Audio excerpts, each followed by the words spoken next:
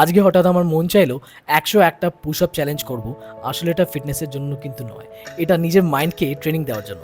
জানো, অনেকে আমাকে জিজ্ঞেস করে এত কিছু কিভাবে ম্যানেজ করো, corporate job, content creation, life, travel, family, workout. আজ আমার একটা সিক্রেট তোমাদের বলি। আমি একটা ফর্মুলা ফলো করি, টিএমসি। আসলে এটা তৃণমূল কংগ্রেস কিন্তু নয়। ট্রাভেল, মানি, ক্রিয়েটিভিটি, এই তিনটে জিনিস আমার লাইফকে ব্যালেন্স করে। আর মজার বিষয় হলো এই তিনটেই একে অপরকে কানেক্ট করে। ট্রাভেল আমাকে নতুন পার্সপেক্টিভ দেয়। একই জায়গায় একই রুটিনে থাকলে আমরা অনেক সময় গ্রোথ বন্ধ করে দিই।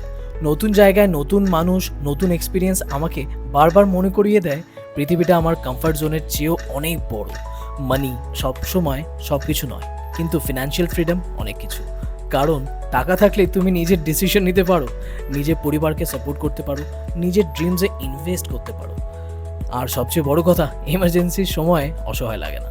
তাই ইনকাম বাড়ানোর পাশাপাশি মানি ম্যানেজ করার শেখাটাও অনেক বড় ব্যাপার। আর ক্রিয়েটিভিটি, আমার মতে ক্রিয়েটিভিটি শুধু কন্টেন্ট ক্রিয়েটারদের জন্য নয়।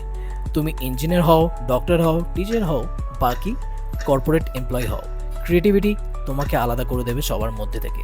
প্রবলেম সবাই দেখে, ক্রিয়েটিভ মানুষ সলিউশন খুঁজে বের করে।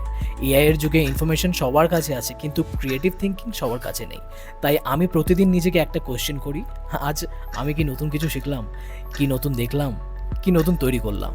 আর এই টিএমসি ফর্মুলার সঙ্গে একটা জিনিস অ্যাড করো, ফিটনেস।